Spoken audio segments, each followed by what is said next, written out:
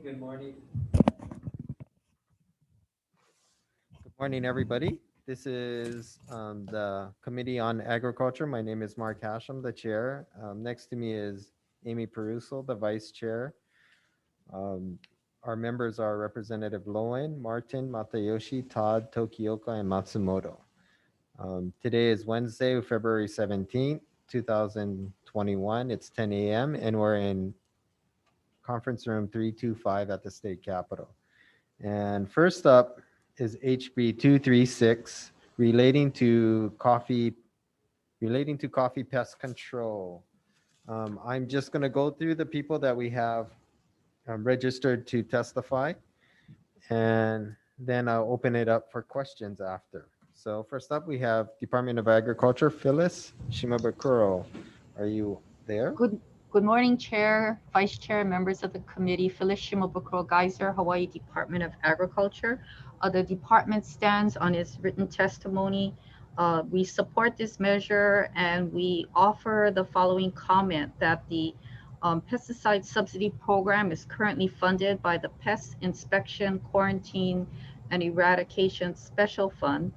The department understands that the future of the special fund is uncertain, and we're also unsure whether the existing expenditure ceiling is adequate to fund and effectively perform the additional program responsibilities proposed in this measure. Thank you very much. And we're available to answer questions. Okay, thank you. Next, we have University of Hawaii, CTAR Nicholas Comerford. Thank you, Chair. Thank you, Chair. Nick Comerford here, Dean of the College of Tropical Agriculture and Human Resources. We testify in support of this, stand on our testimony, and defer to the to the Department of Agriculture. Okay, next we have Bruce Corker, Rancho Aloha, in support. No? Thank you, Chair Hashem, Vice Chair Peruso, and members of the committee. I am a farmer in the North Kona District of Hawaii County, and I'm a member of the board of directors of the Kona Coffee Farmers Association. I'd like to make two brief points. The first would be that if coffee is going to be maintained as a viable economic crop in Hawaii, farmers are going to need the assistance of the state in developing programs to combat coffee berry borer and coffee leaf rust. I support this bill because I believe it is a step in the right direction. The second point is a suggestion that this committee and the legislature should mandate and fund an investigation by the HDOA as to how CBB and CLR were brought into the state and strengthened the state's program to protect the introduction of these sorts of pests. When we fly to the mainland, our baggage is run through scanners and fruits and vegetables are confiscated in order to protect farmers on the mainland. When we fly into Hawaii, there is an amnesty bin. We believe that the state needs to do more to protect against the introduction of these types of pests and diseases which threaten our agriculture. Thank you very much. Okay, thank you. Next, we have Brian Miyamoto, Hawaii Farm Bureau, in support. Good morning, Chair Hashem, Vice Chair Peruso, and members of the committee. Brian Miyamoto here on behalf of the Hawaii Farm Bureau. We'll stand on written testimony in support of one of Hawaii's signature crops. You heard the previous speaker, Mr. Corker, discuss how critical it is that we address invasive species issues. So we do stand on our testimony and hope you pass this measure out. Thank you. Okay, next up, we have Jim Monk, individual in support.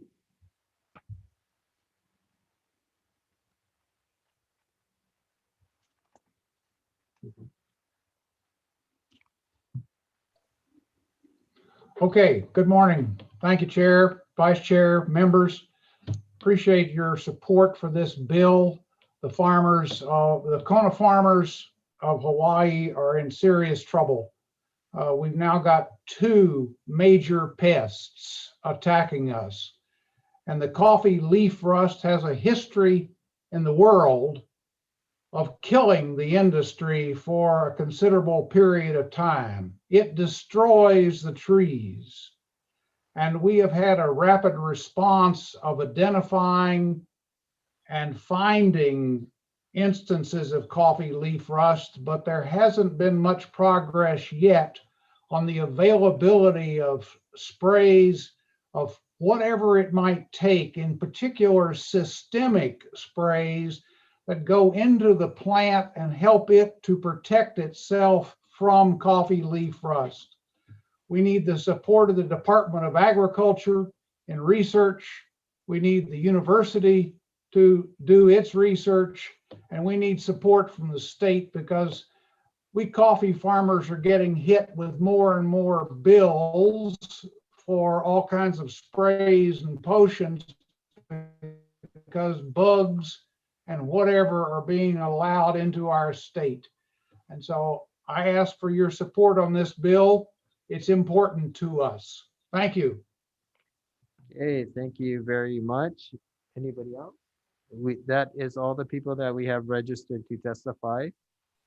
Members, do you have any questions? Okay, Vice Chair. Go ahead. I have a question for the Department of Agriculture. So are you asking, just to clarify, that we raise the ceiling on the pest inspection, quarantine, and eradication special fund?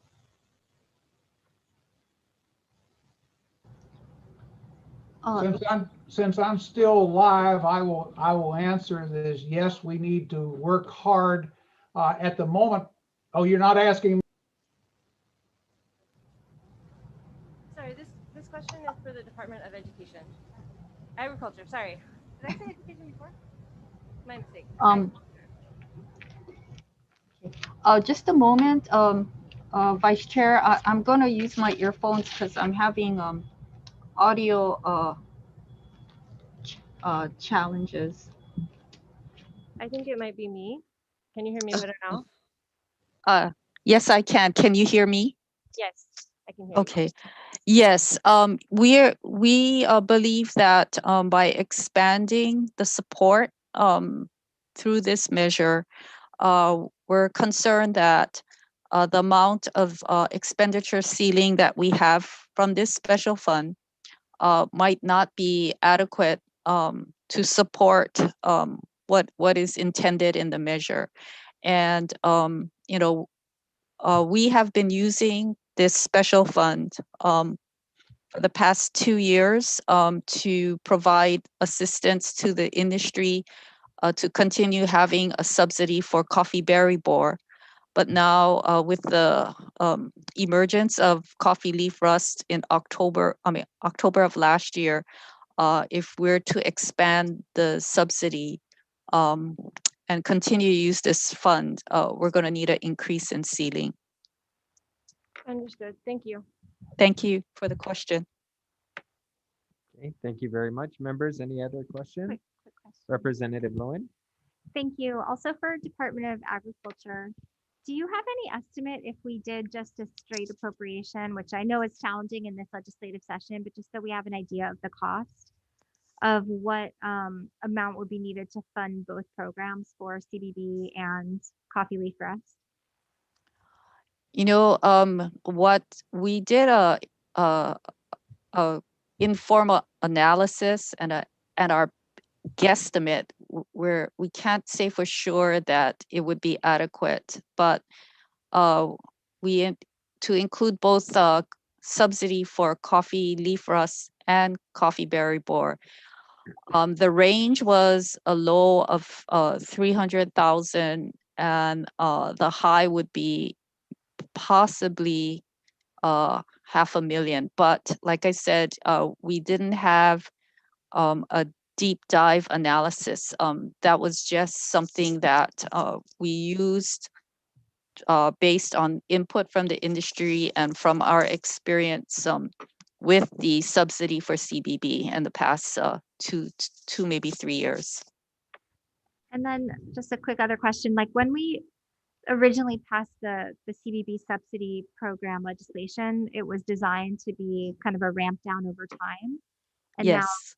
like fitting in the coffee leaf rust into the same framework, have you looked at whether the percent amount that's being reimbursed is appropriate for what the cost of the products are, and whether that same ramp down should apply in the same way, or whether it should be adjusted for each different pest and the products that are needed to treat them? What we did do was we based that dollar range amounts on continuing at 50% for additional 2 years based on, this measure's extension period. And that's how we came up with that range. Okay, all right, thank you. Okay, thank you very much. Next up, Representative Martin. I have a question for Nick Comerford, or somebody who understands the treatments. In the testimony or in the bill, it said that the coffee bearer berry borer treatment was a fungus, whereas for the coffee rust leaf, the treatment is a fungicide, systemic and topical. If you have a plant infected with both, can you treat for both, or is the fungicide going to kill the treatment for the coffee berry borer? Well, that's a good question. I'm not sure I have an answer for you. I know one is more of a biological that's used for the coffee berry borer, and the other is a systemic pesticide. What I'll do is I will contact our experts and get an answer to you later today.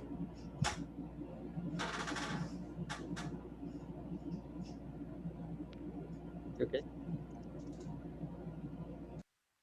Okay. Okay, next. Okay, Representative Lowen. Follow up on that. So I know that question's come up before, but can that be mitigated by the timing of the treatment? Like if there is an issue with the one treatment being a fungus and the other treatment being a fungicide, that if you just alternated treatments, but with the timing, that you would offset the problem, they would interact and interfere with each other? Again, I don't think I can answer that for you right now, but you've given me two good questions to take back, unless somebody with HDOA is on here that can do a better job of answering that. But otherwise, I'll get back to you if they don't. I guess Department of Agriculture. Thank you. Thank you, Representative, for that question. I'd like to ask if Darcy Oishi can be allowed into the hearing to expand on the explanation of the use of two different types of treatments. Yes, go ahead. Hi, excuse me. This is Darcy Oishi, Hawai'i Department of Ag, Central Branch. Thank you for having me. Yes, it really depends upon the type of treatment that you're being used for coffee leaf rust. Some of the treatments can be. Darcy, can you speak more up into your mic? We can barely hear you. I'm sorry.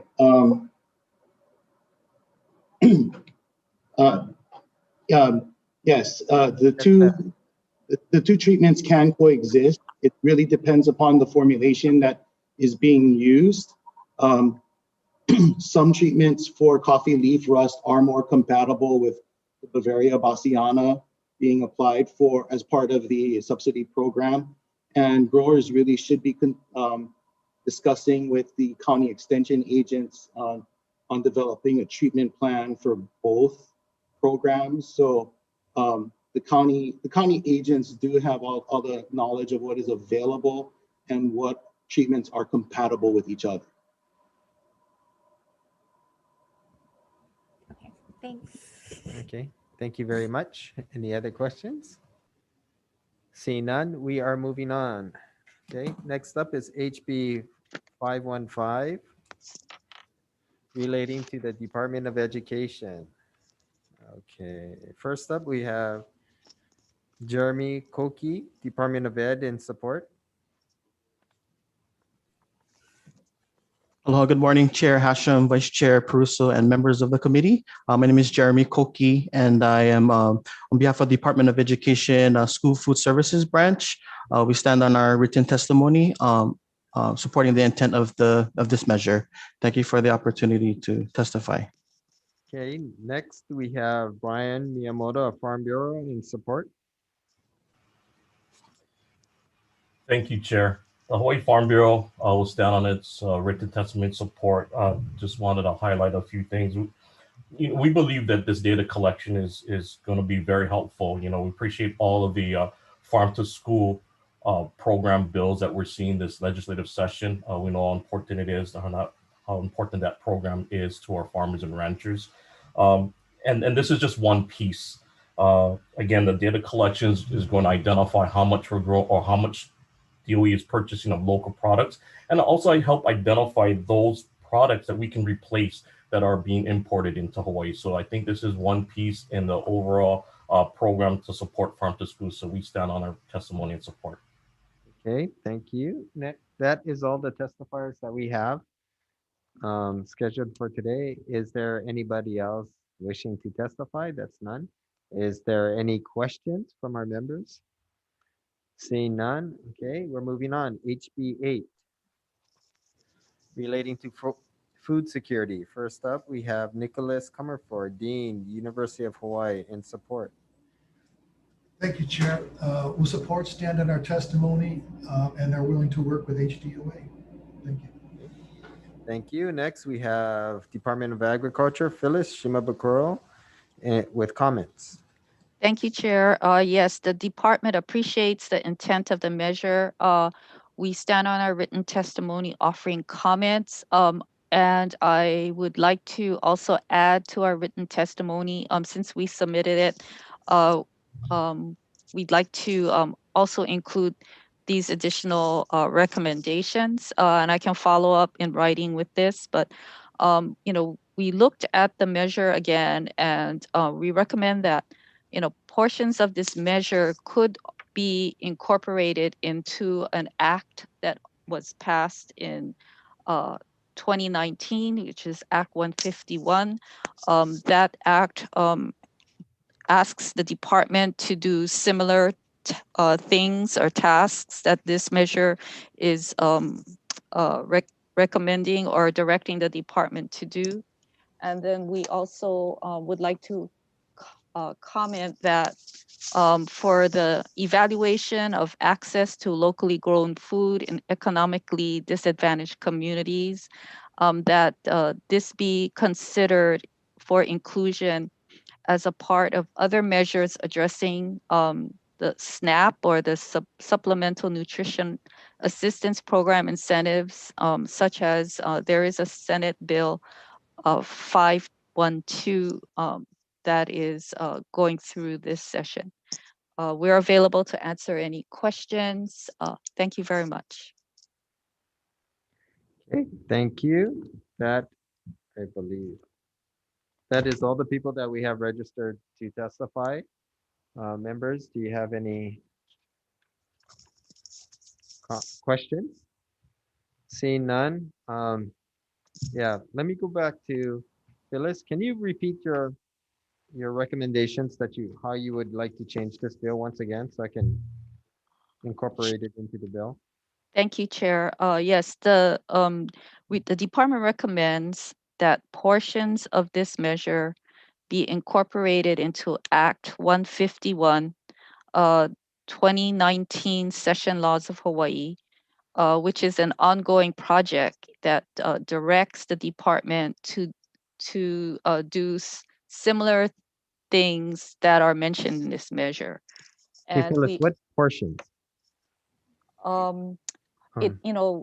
We're asked, Act 151 asks us to develop a strategic plan to double or increase food production by 2030.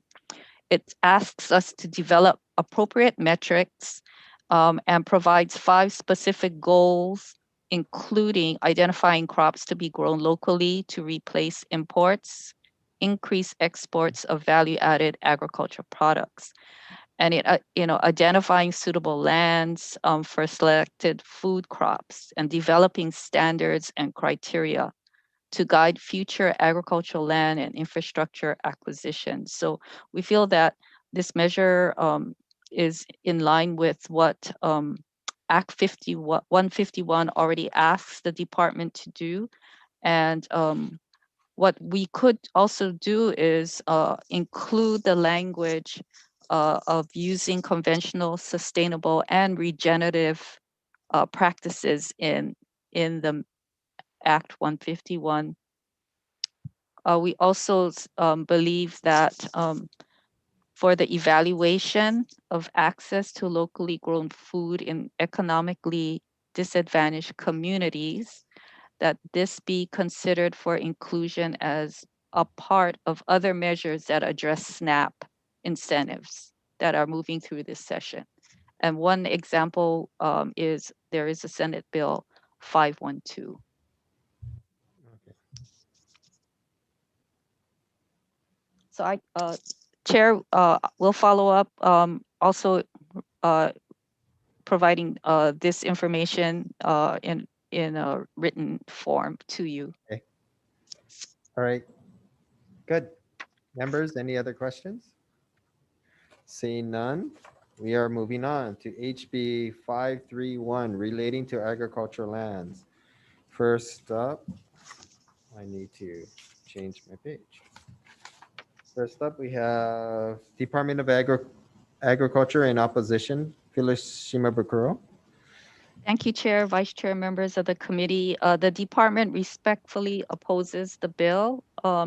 We appreciate the intent of this measure. However, we strongly believe that this bill is unnecessary and inappropriately placed in the procurement code. As a real property issue, use of public agricultural lands is not covered by the state procurement code. Moreover, we lease applicants. Our lease applicants, are strictly reviewed for qualifications requiring past farming business experience and/or formal agricultural education to optimize the best chances of success on our limited inventory of state lands. Our program, our Ag Park program, does target smaller farms and newer farmers seeking to establish a commercially viable farming operation that may eventually increase in scale and production over time. And it is our experience that the vast majority of farms that apply and qualify through our program could also be considered or qualify as a small business. Therefore, we believe no preference is necessary at this time. And we're available to answer any questions. Thank you. Okay, next up, we have State Procurement Office in opposition. Good morning, Chair, Vice Chair, members of the committee. Bonnie Kahakoi with the State Procurement Office. We stand on our written testimony in opposition of this language to be placed in the Hawaii Procurement Code. Thank you. Okay, next up, we have Hawaii Farm Bureau, Brian Miyamoto in opposition. Thank you, Chair, members of the committee. Brian Miyamoto on behalf of the Hawaii Farm Bureau. We respectfully oppose this measure. We agree with the department that we believe it's unnecessary. The Department of Agriculture has an agricultural park program, their Ag Park program. And if you read the description of the program on their website, it does say it makes land available to smaller farmers at a reasonable cost with long-term tenure. It also repeats again that the Ag Park program is designed for small farming enterprises. So we do oppose this measure. We believe that's unnecessary. Thank you for this opportunity to testify. Okay, thank you. That's all the people that we have registered to testify. Members, are there any questions? Okay, Vice Chair, go ahead. I have a question for the Department of Agriculture. So my question is, you stated that you believe that no preference is necessary at this time. And I'm wondering if you also have the same response to the original version of this bill. So right now in this committee, we're looking at the HD1, which is very different from the original draft. And I'm wondering if you believe that the language expressed for, with respect to a preference in the earlier draft is also unnecessary. Thank you for that question, Vice Chair. I'd like to call on Brian Cow, who is our division administrator, where all our non-ag park and ag park lands are administered. Could you allow Brian Cow to enter into the Okay. hearing? Yes, go ahead. He's in.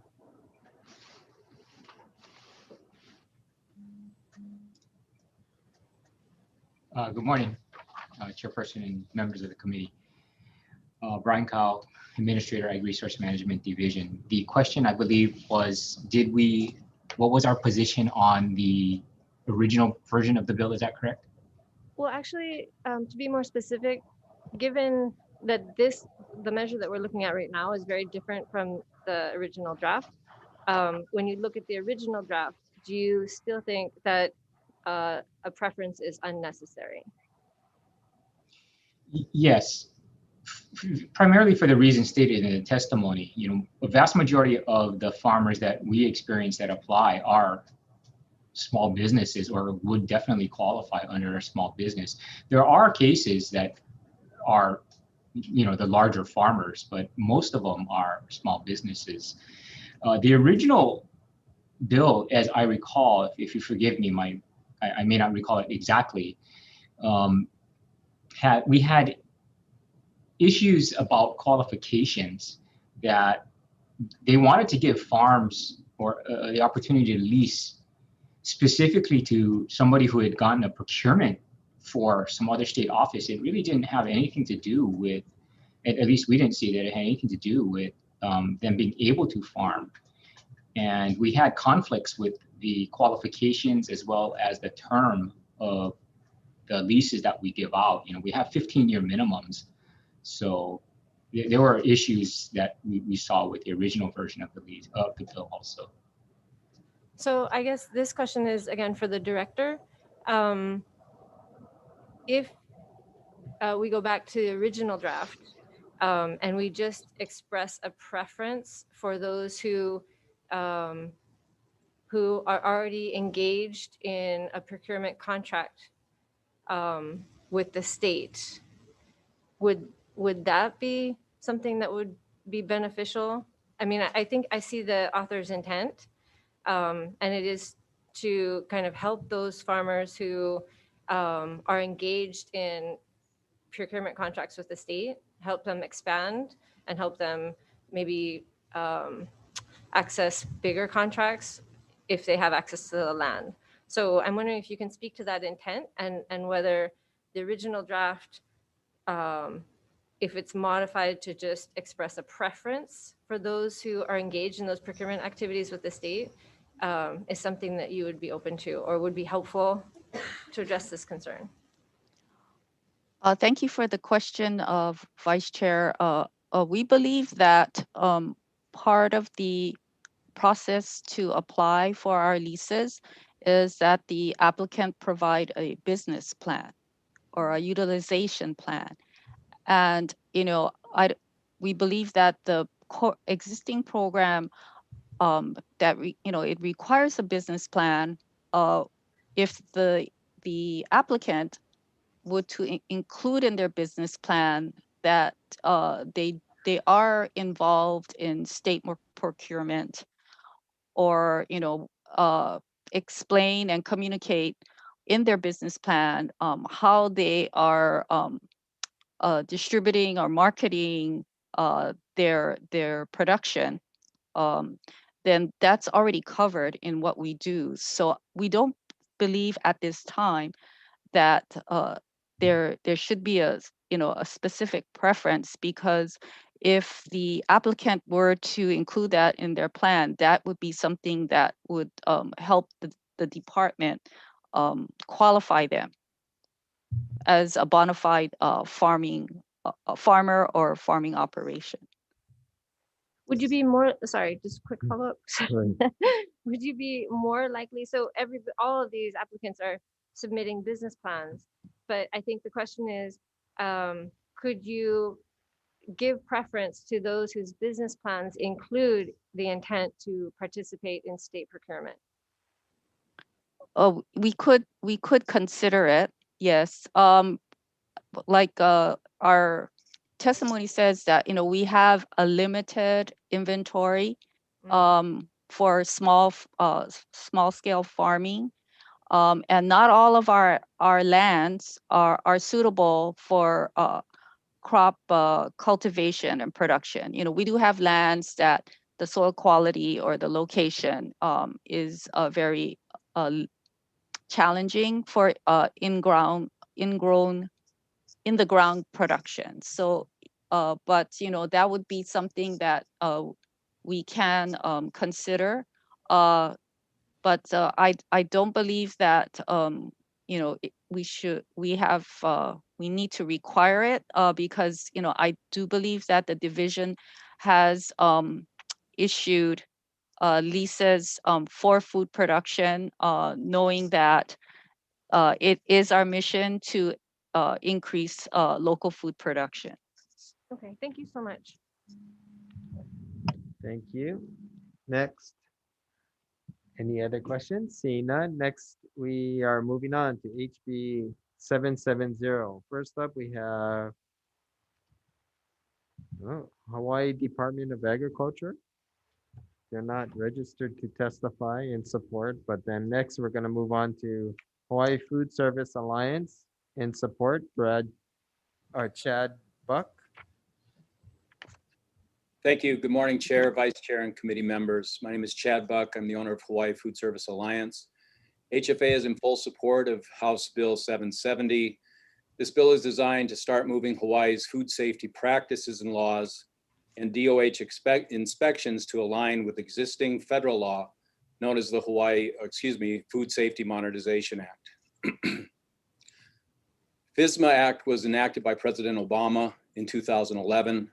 This federal law gave everyone in the food industry 6 years to meet the requirements, so this isn't new.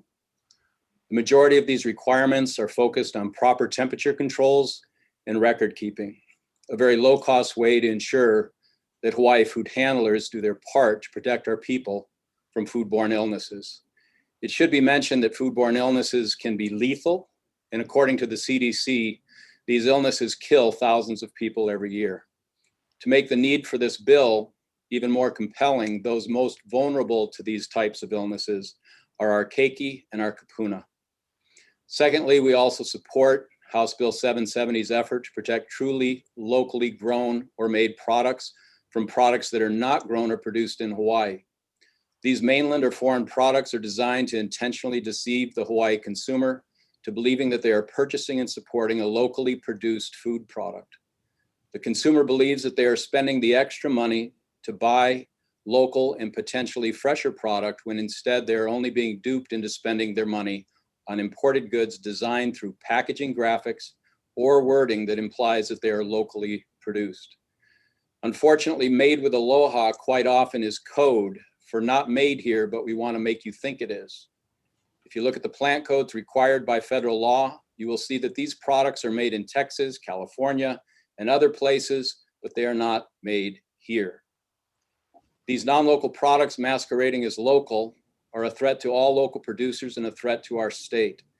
Please move this bill forward as we all work to encourage local food production and our efforts to move Hawaii toward local food sustainability and food security.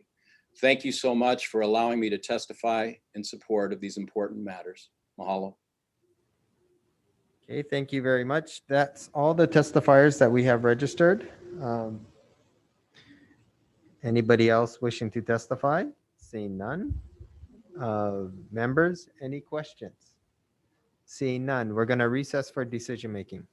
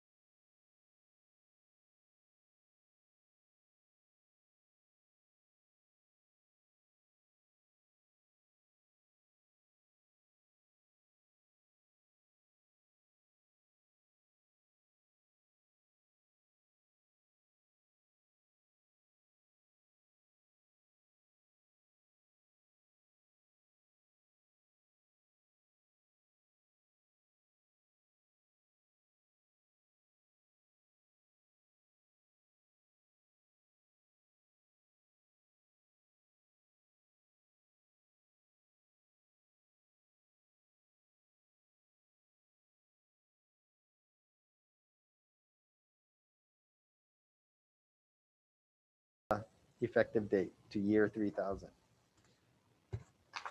Okay, any comments or concerns? Seeing none, Vice Chair for the vote. Chair's recommendation on HB 770 is to pass with amendments. Chair and Vice Chair vote aye.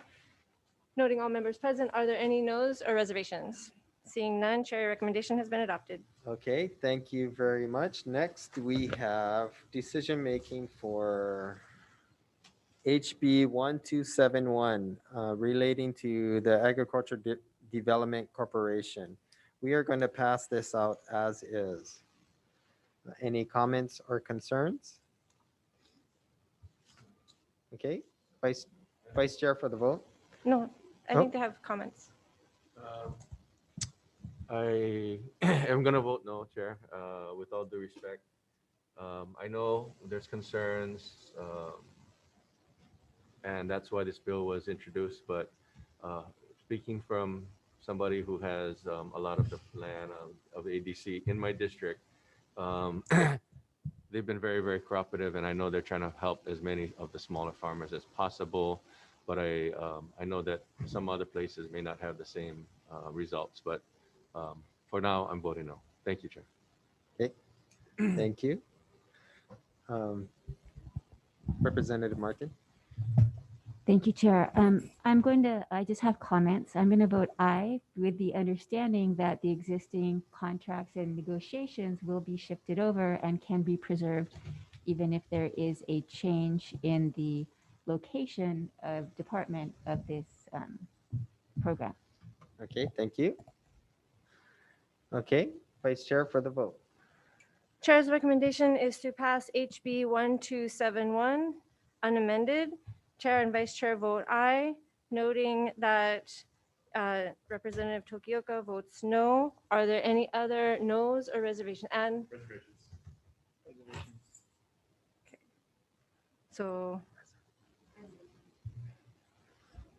So let's go one by one. Representative Lowen. Aye. Representative Martin. Representative Mariyoshi. Representative Todd. Representative Tokioka, I have as a no. Representative Matsumoto. Reservations. Chair, your recommendation has been adopted. Okay, thank you very much, members. We are adjourned.